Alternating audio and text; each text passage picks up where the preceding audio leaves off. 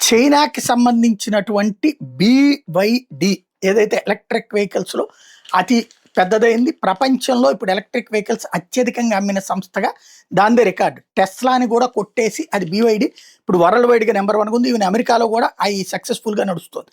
ఇప్పుడు ఈ BYD వచ్చేటప్పటికి 137 కిలోమీటర్ల పొడవున అతి పెద్దదైనటువంటి కార్ల తయారీ ఫ్యాక్టరీ పెడుతోంది. ఎందుకంటే అంత గిరాకీ ఉంది దానికి.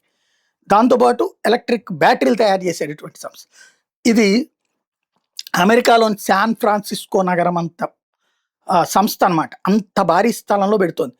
అదే సందర్భంలో వోక్స్ వ్యాగన్ లాంటోళ్ళు వచ్చేటప్పటికి వాళ్ళు నడుపుకోలేక అంటే పెట్రోల్ డీజిల్ వెహికల్స్ వచ్చేటప్పటికి వాళ్ళకి సంబంధించినటువంటి లే ఆఫ్స్ ప్రకటిస్తున్నటువంటి పరిస్థితి. ఓవరాల్‌గా BYD సక్సెస్‌ఫుల్‌గా చూపెడుతోంది. ప్రపంచ రికార్డు సాధిస్తోంది.